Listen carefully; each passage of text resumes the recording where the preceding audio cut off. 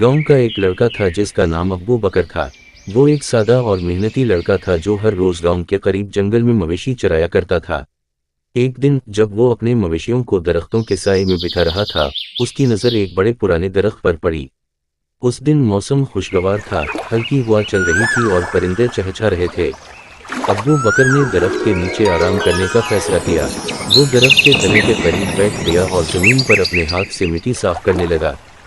जैसे ही उसने मिट्टी को खोदना शुरू किया, अचानक इसकी उंगली किसी सख्त चीज से टकराई।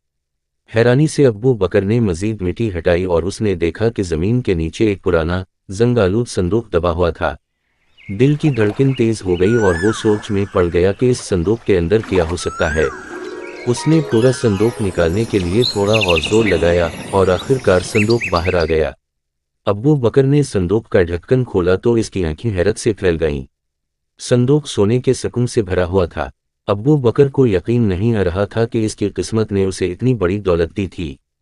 इसने फौरन संदूक बंद किया और इधर उधर देखा कि कहीं कोई और तो नहीं देख रहा। फिर वो संदूक लेकर तेजी से अपने घर की तरफ चल पड़ा। घर पहुंचते ही उसने अपने वालिदैन को सारा माजरा सुनाया। इसके वालिदैन भी हैरान व परेशान थे, लेकिन इन्होंने उसे नसीहत की कि इस दौलत को एहतियात से इस्तेमाल करें और सबके साथ बांटें। गांव के बुजुर्गों को बुलाया गया और अब्बू बकर ने सारा खजाना गांव वालों के साथ बांट दिया। उसके इस फैसले से गांव के सब लोग खुश हो गए और अब्बू बकर की सादगी और ईमानदारी की तारीफ करने लगे। यूं अब्बू बकर की जिंदगी बदल गई, लेकिन इसकी आजिज़ी और मेहनत करने की आदत कभी ना बदली। वो हमेशा अपने गांव वालों के साथ खुश अखलाकी से पेश आता और सिखाता कि हकीकी दौलत दिल की सच्चाई और दियानतदारी में होती है।